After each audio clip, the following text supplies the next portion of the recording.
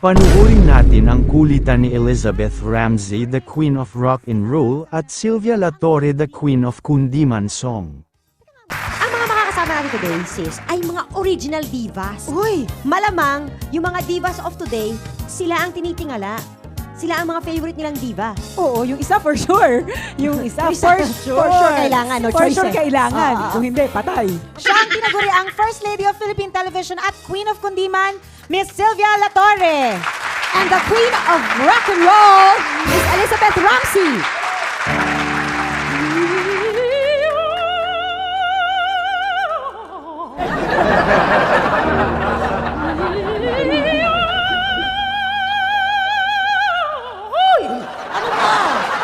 Narinig ko ako, napapasama ako sa'yo. Hirap na. Maliit muna.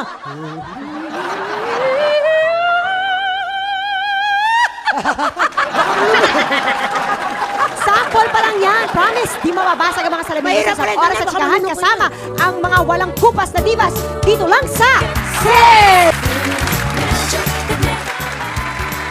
Saan nga ba nag-uumpisa? Saan nga ba nagsa-start? Kailan nga ba nag-start ang ating mga original divas? Tita Sylvia, Yes, Iha. paano po nag-start ang inyong career?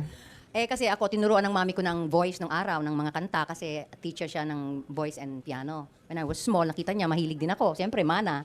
And so, tinuruan niya na ako at an early age. I was only like 3 years old when she taught 3? me. And then, 3 years old? when I became 5, I learned a lot of Kundiman songs, which she sings during the time.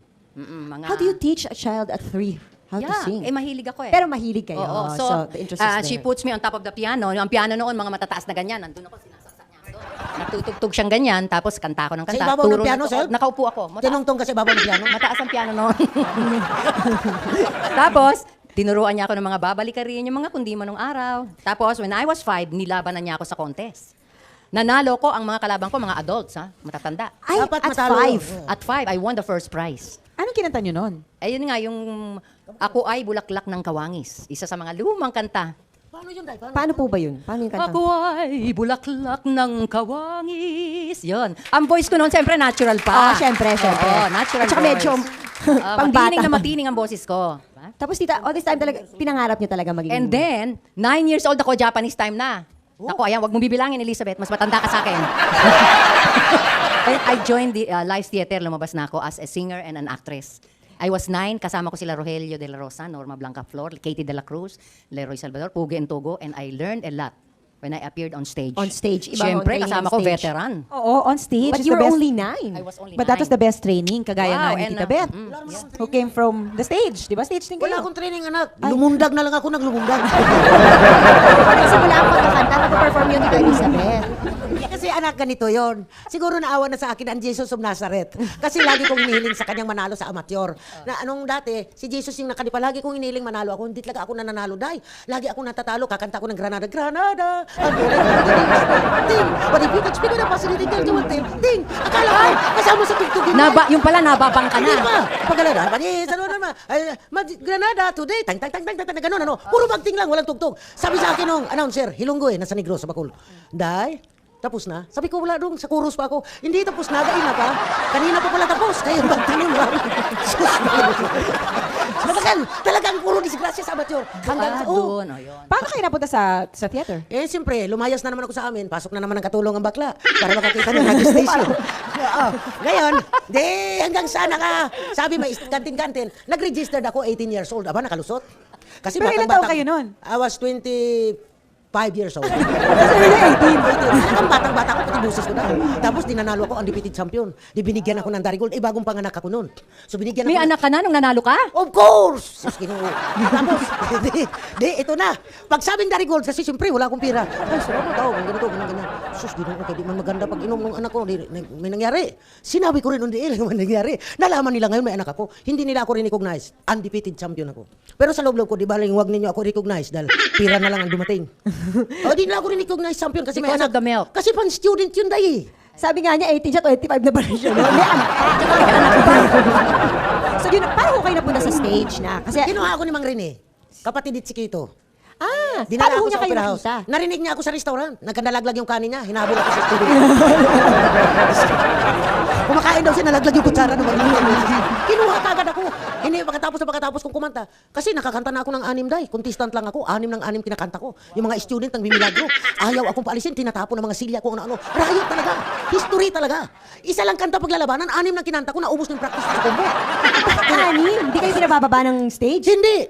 Tapos nilinoko ko pa si Amado Pascual. Sabi ko, hayop ka, may anak tayo. Hindi mo binibigyan ng pagkain yung anak natin. Hindi ko makilala yung sinabi. Tumakbo yun ay, hinabol ko. Naku, nagkarayaw-trayaw talaga. Nag-start na. Akala ngayon si Amado, may anak ako kay Amado. Hindi totoo. Hindi po totoo yun. Ngayon nililinaw. Ninilinaw ko lang. Dahil hindi pinagsama ng Diyos ang mga magkamukha. Gago! Tita Sylvia, from stage, nauna ba kayo nag-stage o nauna kayo mag-TV? Ay, siyempre, stage muna. I was 9 when I started on stage. Also, tuloy-tuloy na rin yun. Nung dumating ang Liberation, napasali na rin ako sa USO, United States Organization, and I sang for the American soldiers sa mga concentration camps and hospitals, yung mga wounded soldiers. Yun, tuloy-tuloy na. And then after that, after the Liberation, nag-join naman ako sa Manila Grand Opera House. Kinuha naman ako doon. Paano kayo nag-start sa TV? Kasi sabi nga nila, di ba, pioneer talaga. From the First lady radio. of Kasi after that, nag-radio na kami, no? May radyo na. Oh, Drama radio. po ba ito? Oo, mga Drama o kantahan? comedy, mga skits sa radyo. Yan, doon na lumabas yung mga boses ko iba-iba, boses matanda, boses bata. Tapos sample naman boses- kaya pa ba? Ha? Naalala Ano ang gusto mong malaman? Naku, masakit nga ang bewang ko, binebewang ako ngayon. Sasagot naman yung bata, ay naku mami, ayoko niyan, gusto ko yung isang mas masarap yun. Doon na na-discover yung talent ko. Tapos dumating naman yung strictang espanyolang tiyang salbahe. Ano? Bakit? Bakit? Saan mo gagamitin yan? Hindi maaari. No. Yan. Iba-ibang boses sa radyo. Siyempre, ang imagination ng tao, umaandar, di ba? Oo, Yun, parang ang iba-iba. dami-daming tao. Pero actually, isang tao lang pala yung gumagawa nun. Doon na-discover ang aking different, yung boses. Talaga. And then came TV? Then, kumakanta na ako rin noon, pagka-intermission, ganyan. Kami nila Nida Blanca, magkakasama nila Roy Salvador, Oscar Obligacion sa radyo, yung mga musical variety. Naalala mo si Komang? Kasama ko rin yan. And then, hindi pa uso TV noon. Nung nauso ang television, kami naman from the radio, yung mga veteran actors and actresses na, kinuha kami from the radio to the TV. Late 50s yon, tapos hanggang early 60s. Kaya nabansagan akong First Lady of Philippine Ano yung Television. show nyo noon sa TV? Ang nagumpisa, The Big Show. Kasama ko si Oscar, si Chris De Vera, from radio rin yan. Lahat kami from radio muna. Then, sa TV. After television, Ito sa variety tuloy-tuloy show, na. ganon? Variety show, Parang Oras Din ng Ligaya. Kalab team nyo ba si Oscar Obligacion? Ah? Yung ba ang kalab team nyo nun? Oo, lagi. Pagka mag-asawa kami, pag may skit sa TV, di ba, kalab team ko siya, ganyan. Minsan, tiyo ko siya. Iba-iba naman ang mga roles, yon. So, eto na, napunta na sila sa showbiz. Pag-uusapan natin yan. Pero, pakinggan muna natin ang Queen of Rock and Roll. Yes! Ganon? Take it away! Yes! Take it away, Ramsey! We're back, syempre, with the original divas pa rin. Hello. Tita, parang kumukontak sa telepono. Tinawagan ako eh. Sabi ko, may labas pa eh. Nandito ako sa sis. Namatay kasi kanina yung binugahan mo yata. Hindi nila natuslok ito eh. May tinitikot ito. Okay, nung nasa stage na kayo, kailan nyo naramdaman na parang, oh, sikat na pala ako. Oo, kilala na I'm a ako. star. Kahit tita, narinig ko, kinukwento nyo yung nagkakaroon ng barilan sa loob ng theater. Hindi, in Barilan, sinaksak yung siga doon sa Clover. Bakit ka nandun? Sa kaniri, ha? Paano ka naman? Palabas ko yun eh. At saka yung tumakas sa QI, para mapanood ako, doon na rin siya bumuga na natapos din. May TV? Hindi, nagsuot siya ng pantalon dahil may uniforme siya na pangsakit ba? Talagang gusto niya manood sa Clover kasi daw gusto niya akong mapanood. Eh, hindi pa siya dapat talaga lumabas. Dahil true story yan. Tapos, nung nandoon, siyempre, nandun siya. Doon din mismo kinuha siya ng mula sa tapos na. Totoo yan. Marami nangyayari. Yun. Oo, para somebody tumakas sa Para lang ospital. mapanood kayo. Exactly! Kaya natuluyan. Talaga natuluyan siya gayon. Kaya, Tita Sylvia, Ano? kailan nyo na-realize na I've arrived? Nako, parang medyo successful na ata ako. Nung lumabas na rin ako sa television, yun. Para bang, yun na Parang yumabang ng na-recognize konti. ka na. No, never ako yumabang, Elizabeth. Hindi kasi yung bibig mo, basta bibig ng mayaman, paano? Yan, ganun. No, you should always be humble when you reach the peak of your success. So kayo, parang- Palaging humble. Parang different ang style yung dalawa eh. Kayo po medyo operatic, classical, kundiman. kundiman. Parang formal. Parang Parang kailangan formal. pag kumanta sa Tita Sylvia, Siyempre. kailangan naka-barot sayas. Naka-gown. Naka-gown. Paano yun? Alin? Pero at the times, Tita Ano? Elizabeth, rock and roll, parang kakaiba siya nung panahon na yun. Sequins. Nak, kung inabot mo ako nung panahon ko, talaga sabihin ko sa'yo. Kakaiba Hanggang talaga ngayon, kayo. Hindi pa rin nabuhay yung papalit sa akin, wala pa. Totoo yun.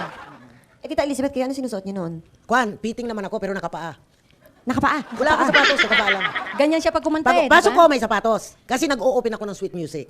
Halimbawa, Portrait of My Love, o You Mean Everything to Me, yung mga Story of Starry Night, yung mga opening yon. Pagkatapos nun, itatapon ko na yon, gera na. Gera na. Away na. Kaya ngayon, may gera na.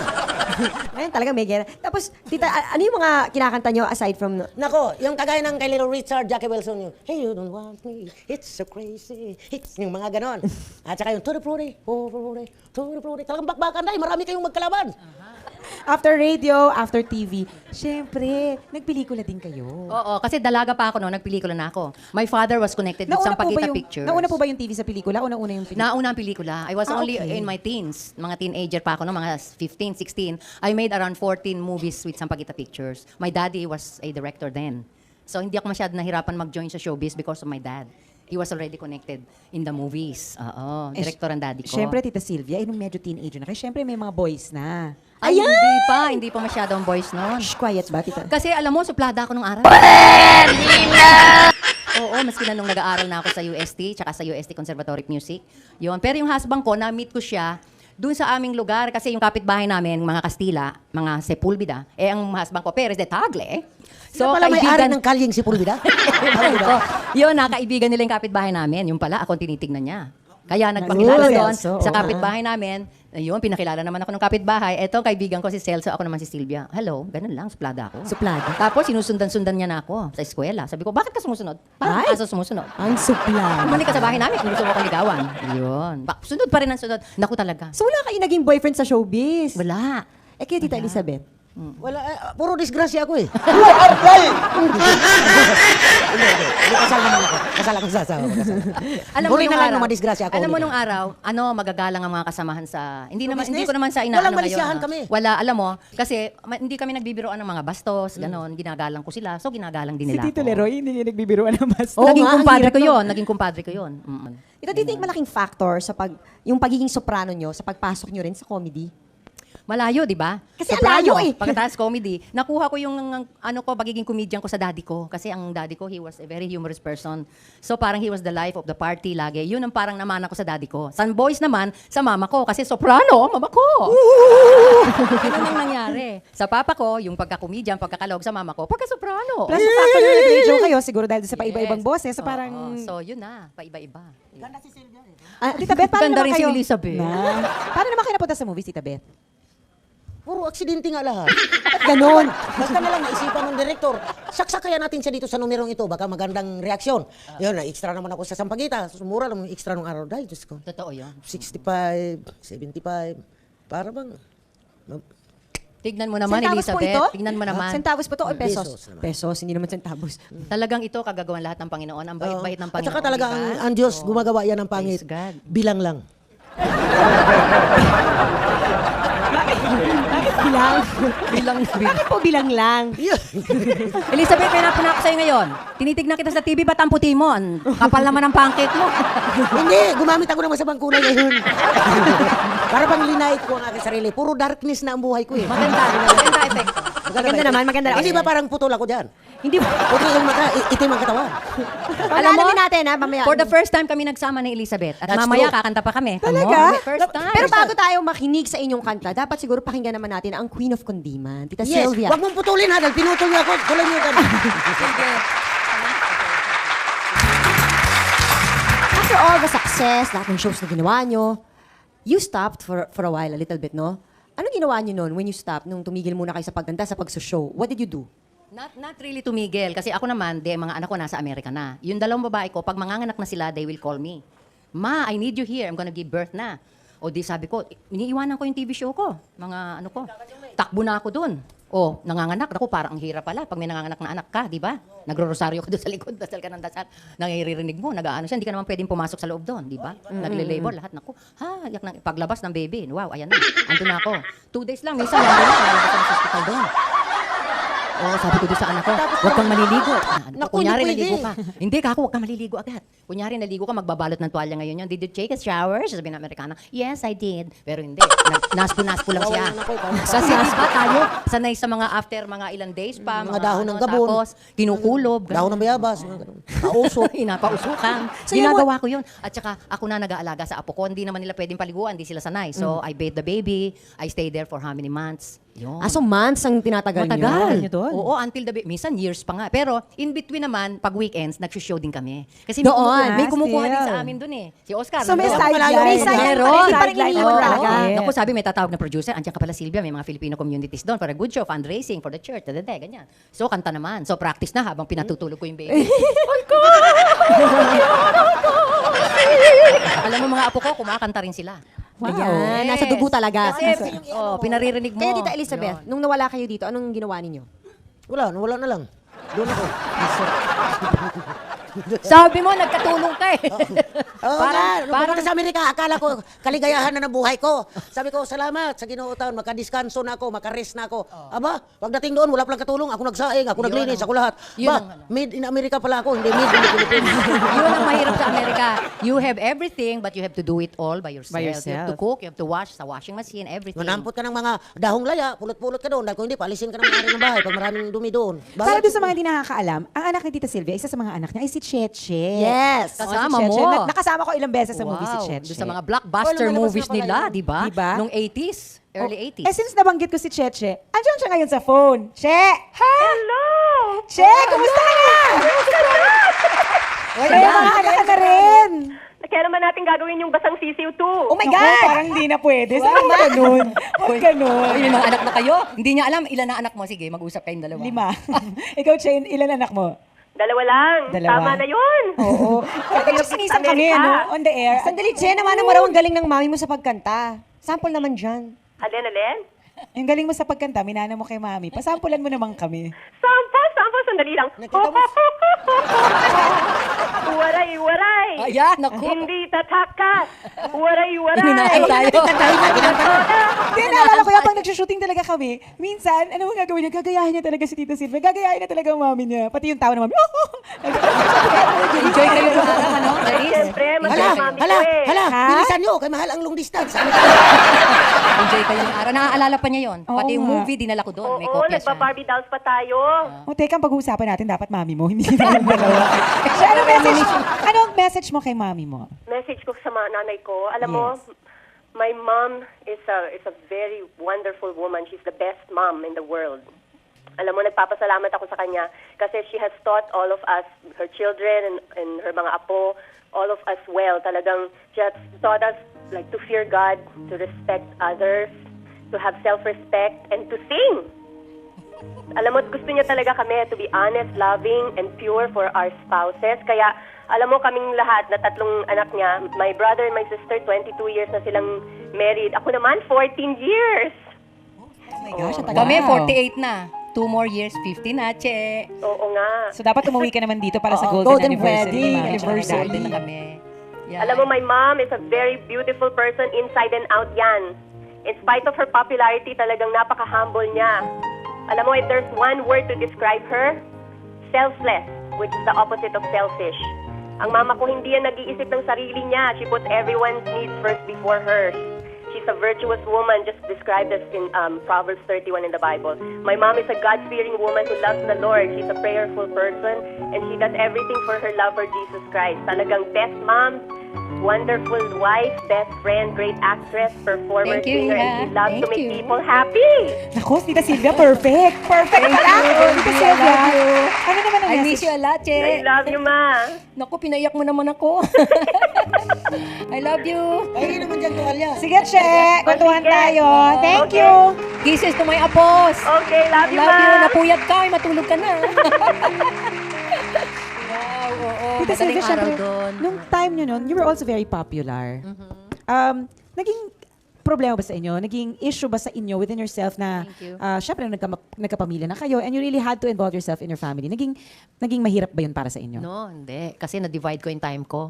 Bago ko umalis ng bahay, nakaluto na ako, napaliguan ko na yung mga anak ko. Nobody knew about that. Kala nila senyorita ako, but I love to cook. That is my hobby. Kaya pagpunta ko sa Amerika, naku, pinag-aagawan ako ng 3 anak ko because of my cooking. They really miss my They cooking. miss your cooking, Oo. syempre. Tapos si Tita Elizabeth, ano feeling niyo na pati anak niyo like si Jaya, talagang manganganta din? Alam mo, ibang klase ako nagdala ng anak. Tinrain ko sila that we are friends. Para kung ano mangyari sa akin, they will not look for me. If I see them, it's okay. If I don't see them, it's alright. Don't look for me. Ganon sila binild up kong maliit. Kaya maski mawala sila, nandun ako, nandito ako, kung saan ako, Pinalaki niyo they sila. go on their lives. To be independent. Ano po ang happiest days niyo in show business? Opo.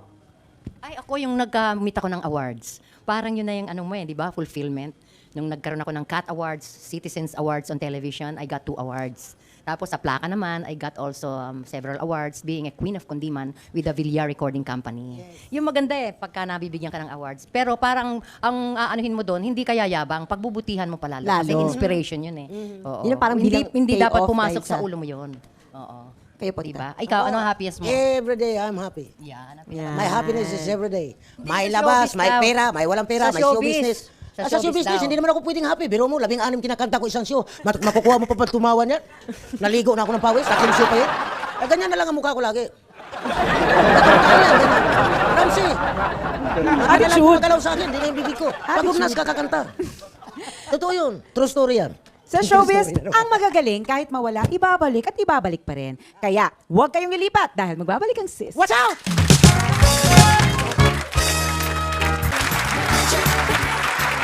Kanina po nakausap natin si Cheche na anak ni Tita Sylvia. Ngayon naman po, on the phone, we have Jaya. Uy! Jaya. Hi, hello. Magandang umaga sa inyong lahat. Hello, kasama Hi, namin Jelly. si mami Hi, mo. Jelly. Hello. Sabi ni mami mo, hindi mo daw siya pinagsuot ng may sequins today. Oh. Sabi niya kasi lagi akong stage show. Oh, laging opening number kasi ang nanay ko.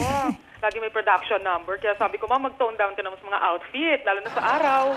Kailangan less sequins and less, berloloy. Sumunod ba? Sumunod naman. Sumunod. Sintro naman. Pero Sintro naman. Kaya lang, gininaw ka nakatwalya ka kanina doon para kang lola. Hi, Tita Sylvia. Hello? Jaya, you know what? Kanina sabi ng mami mo, pinalaki daw niya kayo ng to be independent.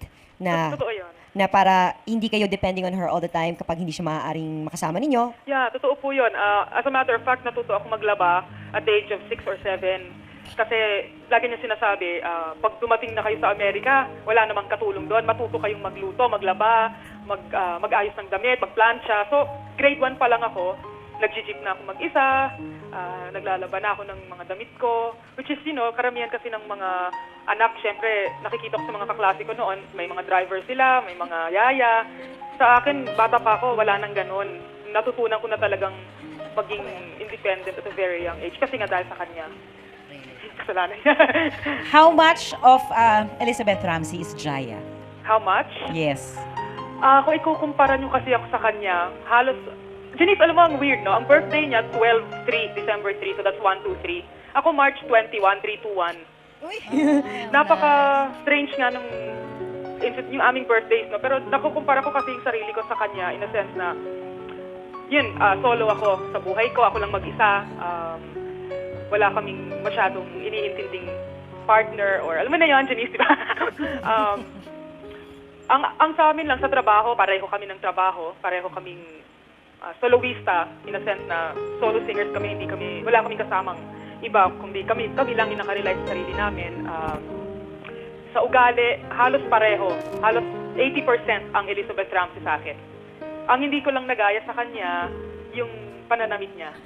Saka yung maaga pa lang, alas 8 pa lang na umaga, put na ng make-up kasi daw, pag lumabas, dapat mukha na siyang Elizabeth Ramsey. Hindi ko naman yata magawa yun, maaga pa yun sa akin. Oo. Hindi, saka nakakaawa yung anak ko. Hindi naman. Hindi, yung pinilit kitang kumanta tayo kasi hindi naman ako pwede ng $50, no? So, pinilit kitang kumanta talagang maaga pa. Pinagsuot ko ng mahabang damit, minikapan ko ng heavy yan, umiiyak yan talaga. Matapusin ko ang pag-aaral ko. Maging doktor ako para pag may sakit ka. Ngayon na, kumanta na ka. Hindi mo naabutin magka-doktor, patay na ko. Wala na tayong makain. Alam niyo ba yun, bata pa ako, pinibrainwash na niya ako na mamamatay na siya. Kaya hindi ko man maintindihan ko anong gagawin ko sa buhay ko kasi mawawala na raw siya dahil nung matanda na siya nung pinanganak ako. Kasi tito sabi niya, Day, mamatay na ko, Day. Wala na, umiyak na ako. The whole way through na yun. If there's one thing you want to say to your mom, ano yun? Ay, naku, lagi man kayo nag-uusap niyan. Alam naman niya na without her, I'm nothing. That's the first and foremost, fact, no? Na kung wala siya, wala ako. Pangalawa, kung hindi dahil sa mga advice niya sa trabaho, sa buhay, sa lahat, no? Wala akong alam. Kasi, kadalasan niya ng mga, sa akin, no, ang nanay ko kasi, ang pag-advise niya, very honest. Wala siyang shortcut when it comes to love, sex, money, career. Very straight up siya. That's why I learned at a very young age that I really have to be independent because at any time she can go away. But fortunately, we still have her, all of us. No, I'm very proud of her. Ma, I'm very proud of you. Alam mo na yon, hello. Yes! Mag-best friend kami niyan eh. Wala na nga ako magagawa. Ako na ang nanay, siya na yung anak. So, may nagkatawanan ba? Parang, ayun na nga daw po ang Baliktad aking... na. Hindi kasi napagod na rin ako maging nanay. Kaya ako naman nasabi sa'yo, ikaw naman ang nanay, ako naman ang anak. Correct. Kaya sa lahat ng mga tao, pag nakita niyo po kaming medyo nag-aasaran, natural na po sa amin yung magsigawan paminsan-minsan. Pero sa aming dalawa kasi, hindi maganda pag walang taas ng boses. Singers nga kami talaga. Kailangan lahat ng usapan mataas ang volume. So, but if there's one person that I respect and admire and who inspires me, there's only one. That's my mom. No one can compare to her. Her beauty, the way she exudes confidence. Beauty, no? Nahimatay. Thank you, Jaya. Thank you very much. Nahimatay ba? Hindi naman. Nahimatay nga nanay mo. Na sinabi mong beauty. Thank you very much, Denise. Thank you, Nay! Thank you, Nay! Okay, tayo mamaya. Palagay ko, nahirapan si Jaya. Magpalaki ng nanay.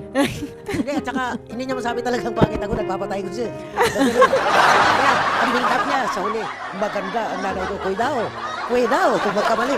Kaya, kailangan kasi ang pagbuhay ng sarili niyo sa pamilya eh. Kailangan kasi, kagaya ko nung araw sa Clover, every minute, pangit mo, nigra. Ang pangit mo, nigra. So, pag dinong kung gano'n, nagsusyuman ako dito, may sisigaw ditong pangit, dito naman ako sa kabila. Pangit din, dito ako sa harap, may pangit din, dito na ako sa langit. Yeah, that's it. Yeah, wala na talaga, wala na. Asta lang tingin. Galing. Paano niyo po makakompare yung mga performers ngayon sa performers noon? Ay, iba naman yun, Day, di ba? Iba ang rhythm noon, iba ang rhythm ngayon. Ang rhythm ngayon, wala nang damit ang tiyan. Nung araw may damit kami. Yan sa damit. Less ang damit ngayon. Ano pa? Pero sexy talaga ang damit ko nung araw. Talagang hanggang dito yan. Kasi rock and roll ako, gumaganon ako eh. Ako na ko ngayon, nakamaong na ang mga nagko-concert.